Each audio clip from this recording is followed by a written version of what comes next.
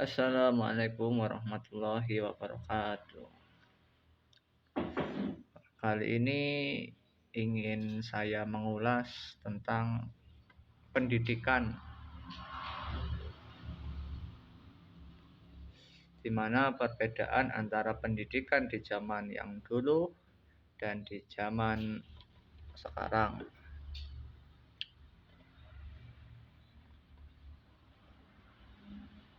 Ternyata pendidikan mayoritas daripada zaman sekarang ini hanya untuk supaya bisa mendapat pekerjaan yang baik dan layak yang anggapan bagi mereka mayoritas. Nah, jadi saya meneliti sebagian daripada kehidupan sekarang.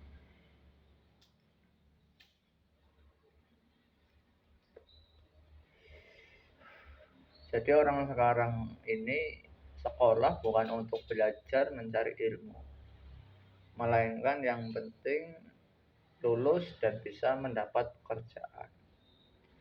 Yang nyatanya ketika lulus kerjaan yang nggak tahu dan ilmu pun nggak tahu dan tidak berfungsi pada tempatnya. Jadi di sini saya mengamati agar menjadi pelajaran terutama bagi diri saya dan keluarga saya, anak-anak saya dan anak-anak generasi nusa dan bangsa.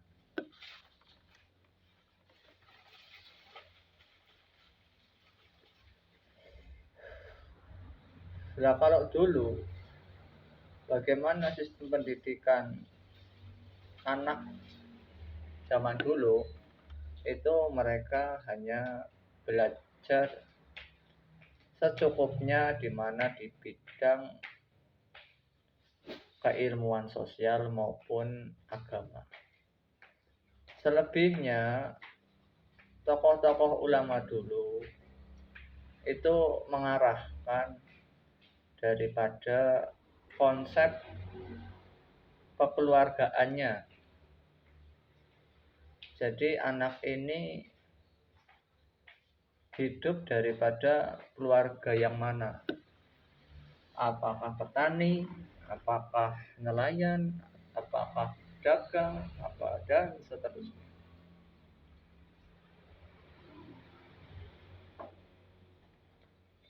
Yang dimana ulama dulu itu memikirkan agar menjadi kondusifnya sebuah negeri dan memikirkan anak ini ketika besar ilmu itu berfungsi pada tempatnya. Ilmu itu baik, tapi kalau tidak dibutuhkan untuk ilmu itu maka tidak berfungsi. Maka kita mencari fungsional yang tepat pada keadaannya. Maka demikian anak itu diarahkan kepada kekeluargaannya. Bagaimana kondisi keluarganya, lalu mereka tinggal melanjutkan. Dan yang pasti, kalau anak nurut, itu orang tua akan senang, ya Pak. Jadi mendapatkan nilai-nilai ibadah yang sangat tinggi. Dan yang pasti, apa yang dimiliki orang tua pasti akan turun kepada anak. Jadi mau nggak mau, dia harus tahu daripada fungsional konsep keluarganya.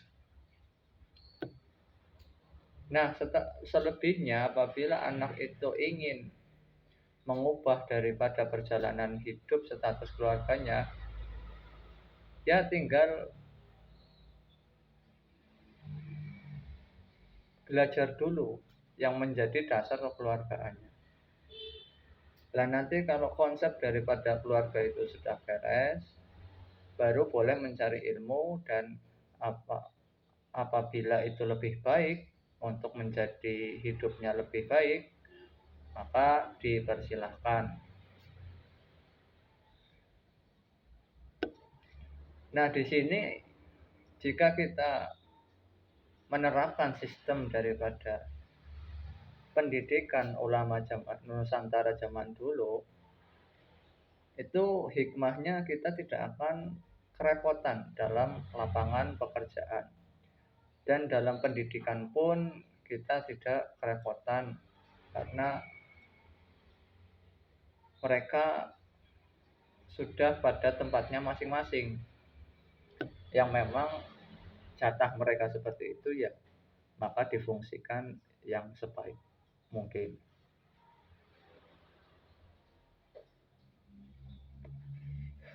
Kesalahan orang zaman modern yang dikatakan dengan konsep sekolah, saya mencontohkan diri saya sendiri. Saya belajar banyak sekali di sekolahan, apalagi kalau itu adalah sekolahan yang negeri, yang sifatnya SMA ya, bukan SMK. Kalau SMK mending ada praktek daripada kejuruan bidang. Tapi kalau SMA itu ilmu-ilmu yang sangat rumit dan tinggi.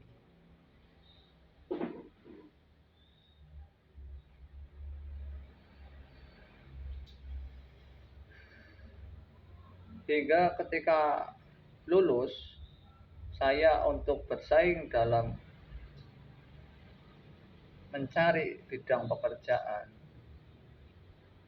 yang dimana nilai keilmuan saya di sekolahan itu dianggap rendah.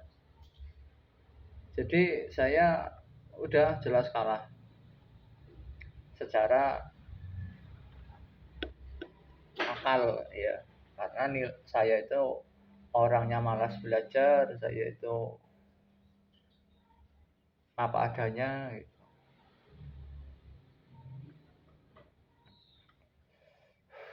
Akhirnya ketika bersaing saya kalah ya kan, akhirnya nganggur, akhirnya kita pun kerepotan dalam bagaimana untuk mengatasi persoalan hidup saya sendiri. Nah, akhirnya yang ada hanyalah keluh kesah. Dan ketika nilai-nilai saya itu rendah, itu saya kerja hanya mendapatkan upah kurang lebih 1 juta lah untuk UMR di sini sebagai toko swasta. Jadi tidak masuk akal gitu ya. Dan selebihnya saya akhirnya memutuskan untuk otodidak, belajar sendiri dan mengamati kehidupan, dan barokahnya saya menemukan solusinya, yang dimana saya itu belajar daripada sejarah-sejarah. Jadi sangat penting sekali nilai sejarah kehidupan bangsa kita sendiri, yang terutamanya kita adalah mencontoh mereka yang hidupnya baik. Nah, itu nanti konsepnya tinggal kita contoh ya. Saya yakin semua manusia itu ingin kemapanan dalam hidup dan kemantapan dalam hidup, entah daripada ilmu sosial maupun dari ilmu agama. Intinya ingin tenang dan damai.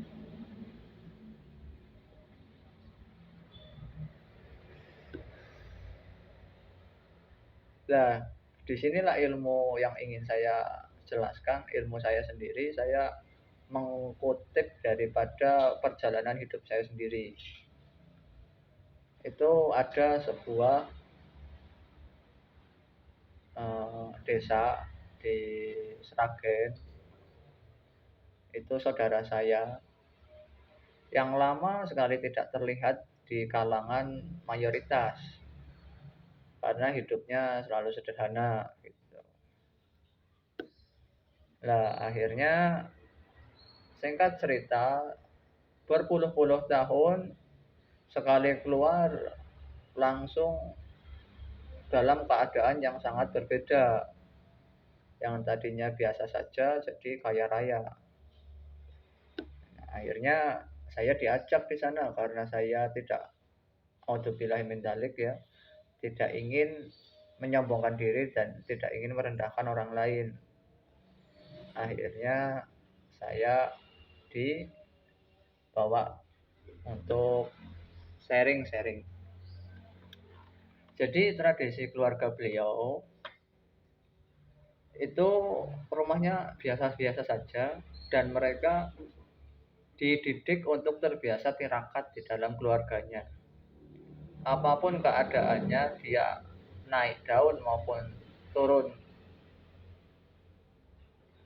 derajatnya, mereka itu karena terbiasa dalam tirakat, jadi biasa-biasa saja. Singkat cerita, jadi mereka itu rumahnya biasa saja, tapi sukanya beli aset tanah.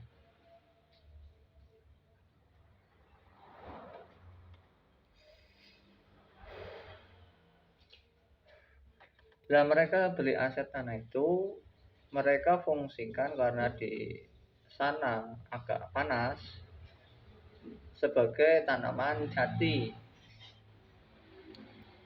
Makanya tadi saya bilang dia menghilang daripada mayoritas berpuluh-puluh tahun sekali keluar menjadi kaya raya.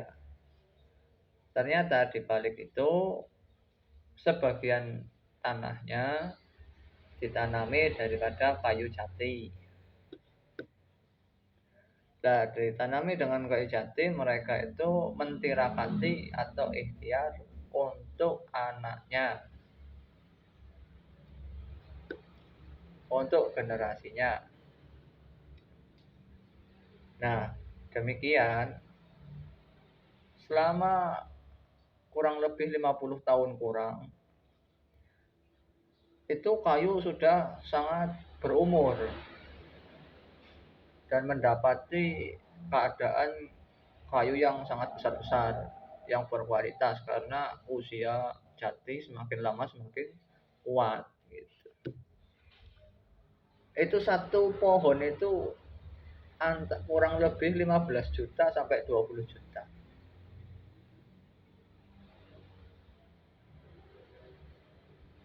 Nah, sedangkan itu kita kalkulasi minim, kita pahitnya aja sebagai seperti saya ya, balung cilik wong orang duwe 20 kayu aja atau 50 kayu aja yang ibaratnya hanya membutuhkan daripada tanah kurang lebih 50 ubinan lah ya.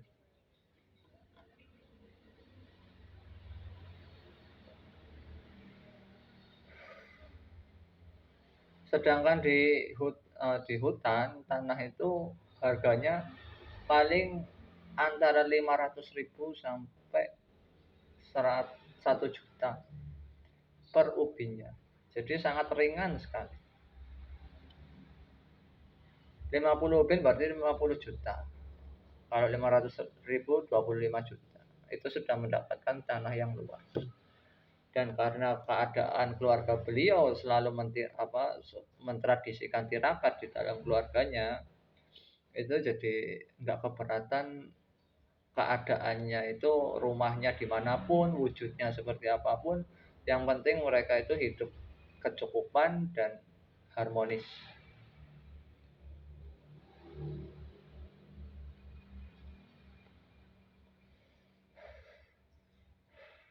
Yang akhirnya di situ tuh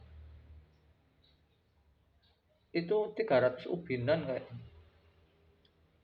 bagi Banyumas itu 300 ubin ya. Kalau Jawa Barat Tumbak, kalau Indramayu Bata ya 300 Bata, 300 Tumbak, 300 ubin.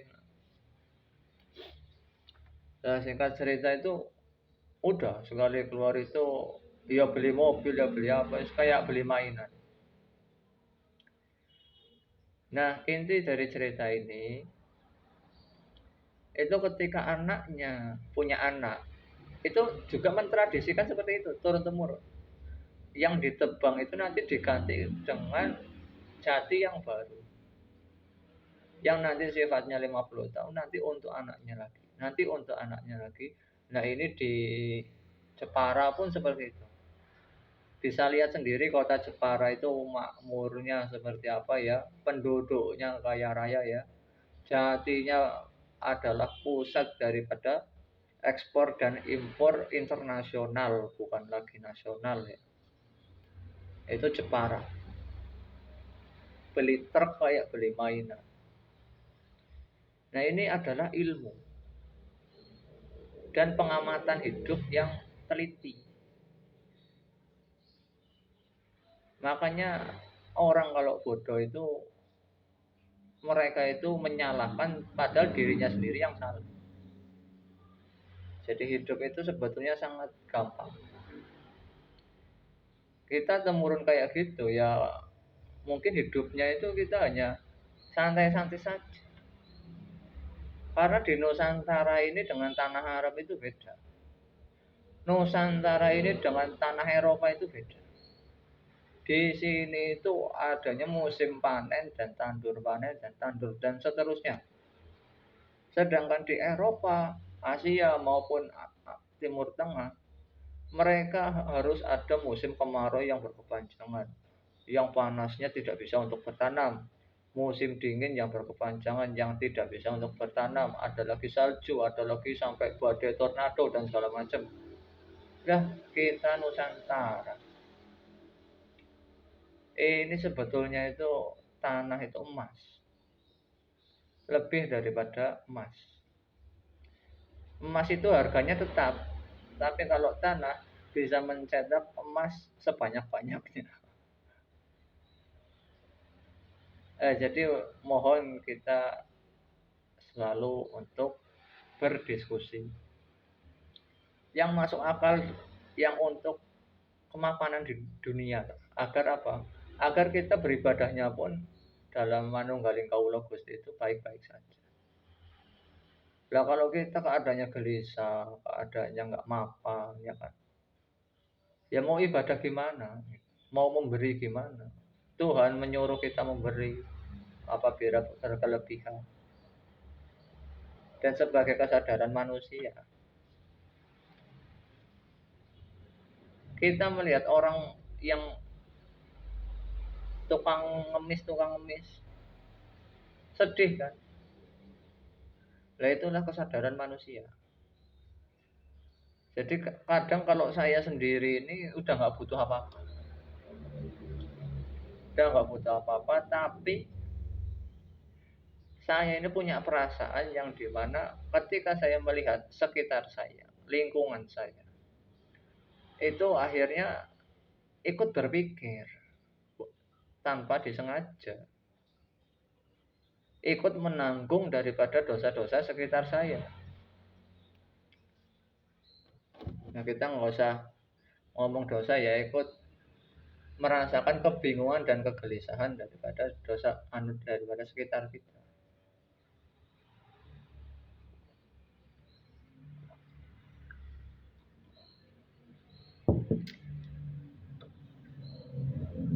Nah, demikian ini hanya masalah konsep pendidikan yang dimana berbagi cerita dalam menjalani kehidupan. Orang lebih mohon maaf lahir batin apabila baik ya dipakai, tidak pun tidak masalah. Jadi saya sendiri hanya berbagi daripada eksperimen-eksperimen saya yang itu adalah jalan kehidupan saya yang sudah saya lalui, pengalaman hidup ya, realita ya, bukan debus. Nah, ya udah itu aja.